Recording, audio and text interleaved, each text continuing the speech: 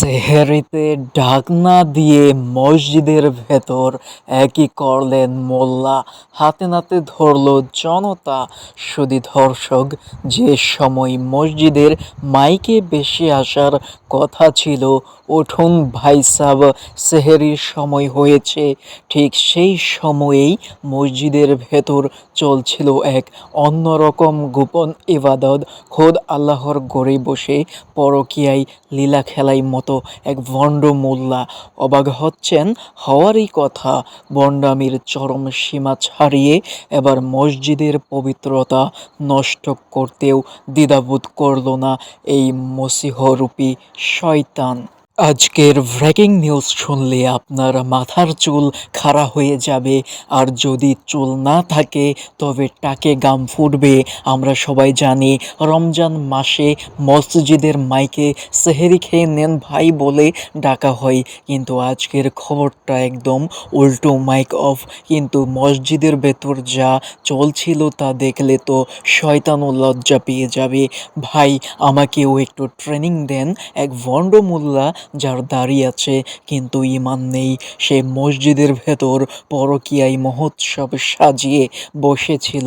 চলুন দেখে আসি এই ডিজিটাল শয়তানের কীর্তিকলাপ। ঘটনাটি ঘটেছে যখন পুরো গ্রাম গভীর ঘুমে। গ্রামের মানুষ থালাবাটি নিয়ে রেডি, কখন মাইকে হুজুর ডাকবে, উঠুন ভাইজান, ডিম বাজি রেডি করেন। কিন্তু আধা ঘন্টা পার হয়ে গেলেও মাইকে কোনো সারা শব্দ নেই। গ্রামবাসী ভালো বলো, হুজুর কি ঘুমের ঘুরে সেহরি একাই সাবার করে দিল?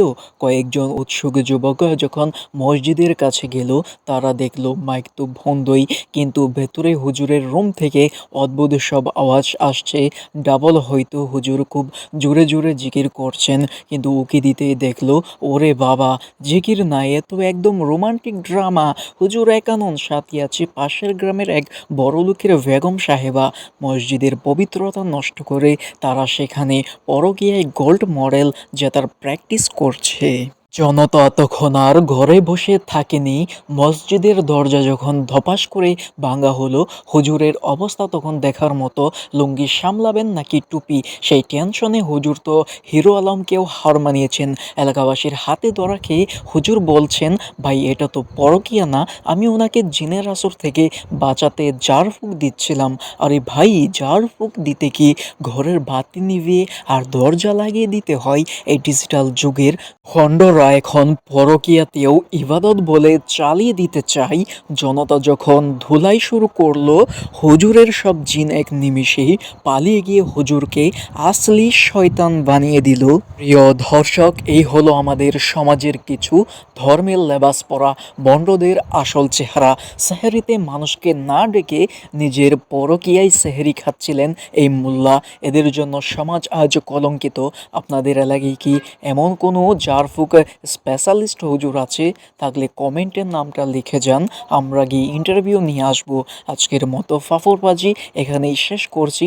ভিডিওটি শেয়ার দিন যাতে এই ভক্তদের মুখোশ ও ভণ্ডদের সবার সামনে খুলে যায়। ভালো থাকুন, সুস্থ থাকুন, আর নিজের লুঙ্গি ধরে নিজের ইমান সামলে রাখুন। আল্লাহ হাফেজ। অবশ্যই পরবর্তী ভিডিও নিয়ে আসবো, সাথেই থাকুন।